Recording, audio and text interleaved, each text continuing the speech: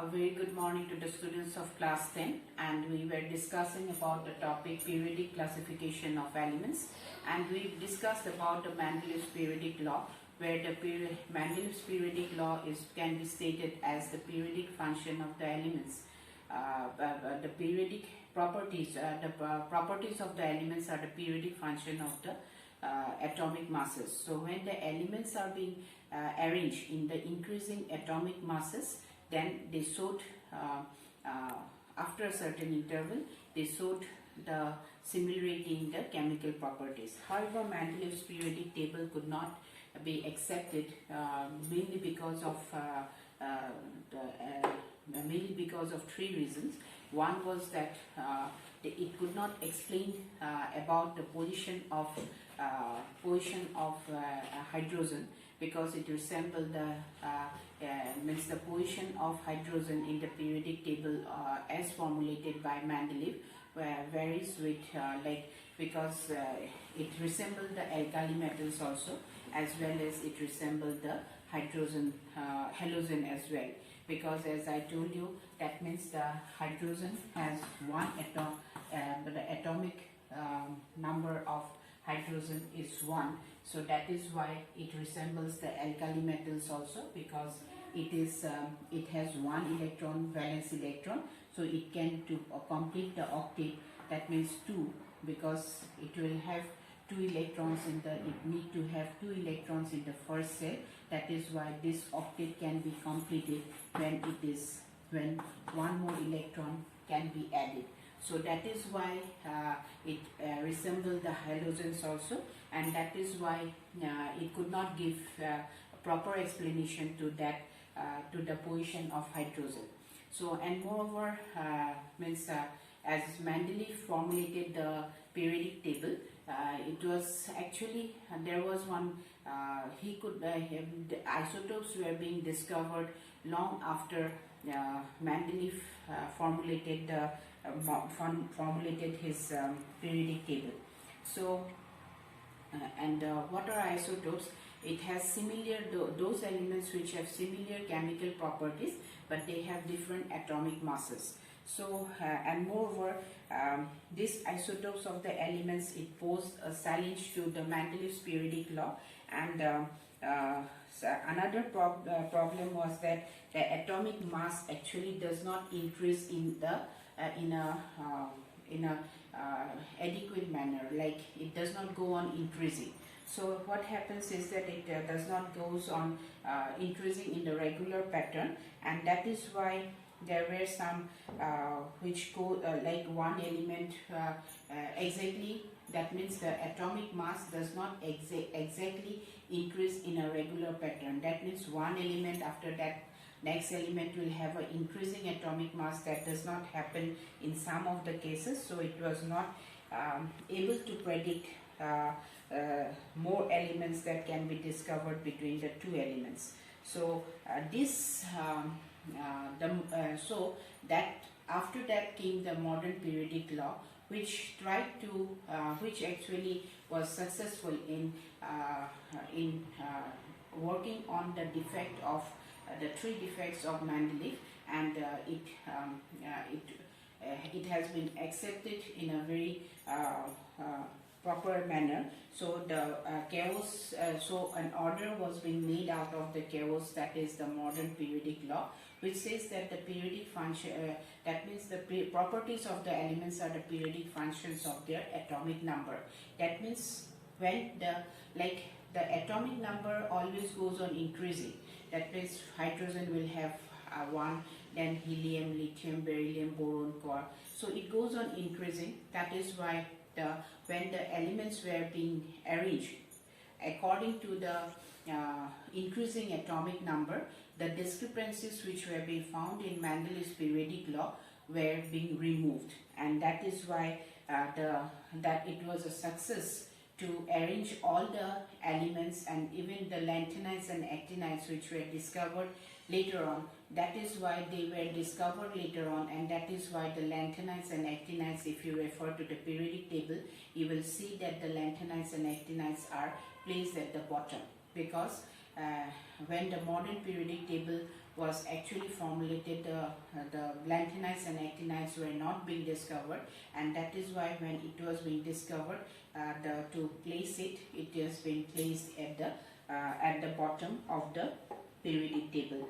So, what is the modern periodic law? The modern periodic law is that means the properties of the elements are the periodic functions of their atomic masses. So this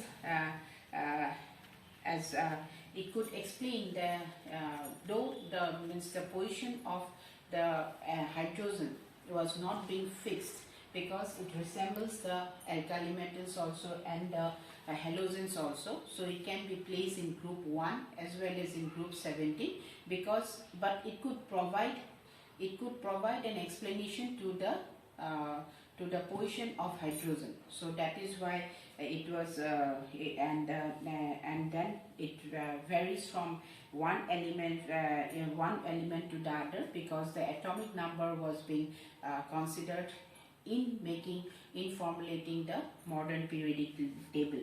And the elements have the what is atomic number? Actually, atomic number, as you know, it is the number of the protons that is present in the nucleus. So the number of the protons, since an atom as a whole is electrically neutral, so that means the number of protons will be equal to the number of electrons, because as you know that the atom as a whole is neutral. So that is as you go on, this position of the elements in the position of the elements in the periodic table are actually, it will give you the similarity in the chemical properties. That is, the elements which are placed in the same group or in the same period will have the similar properties, and they will have similarities in their chemical reactivity as well. So that is why, as you have actually the valence electrons, it determines the valency of an element. So the number of valence electron will help you to find out the valency of the element, and that is why you will be able to know the trend of the chemical properties of the elements that are placed in the periodic table.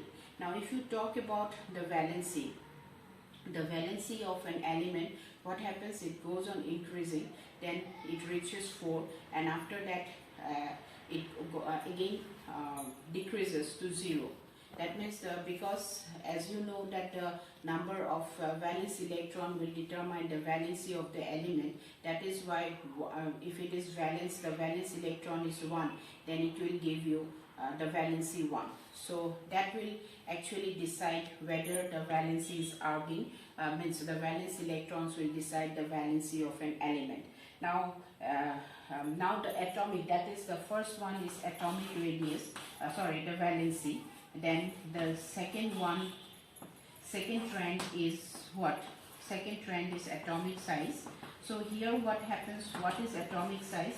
It is the radius of the element from the nucleus to the outer cell, from the center of the nucleus to the outer cell. So that will give you the atomic size. So what is the trend of the atomic size? As we go from left to right in the periodic table, then it decreases. Why it decreases? Because there is an increase in the nuclear size, and then when it increases, it tends to pull the electrons to the nucleus.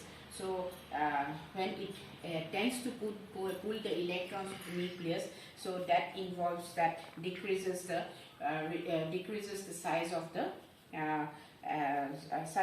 atom. So when the atomic, on the other hand, in the group, the atomic size increases, and that this is because the shells are being added as we go down along a group. So, and then the metallic and the non-metallic properties, as you know, that the metals are placed, metals and the non-metals are being placed on the two sides of the periodic table, and the semi-metals or the metalloids are placed in between the metals and the non-metals. And this zigzag like line separates the periods from the non-metals, and this is actually the borderline elements like boron, silicon, germanium. They are all they show the properties between the metals and the non-metals, and that is why they are known as metalloids or semi-metals. So in fact, as the effective nuclear surge that acts on the valence cell electrons, it increases across a period, because the tendency to lose electrons will decrease. Hence down the group, the effective nuclear surge it experienced by the valence electron, they decreases, because the outermost cell, the attraction with the electrons on the outermost cell decreases. So that ends my chapter, periodic classification of elements. And if you have any confusion, please do come up in the Zoom class along with your doubt. Thank you very much.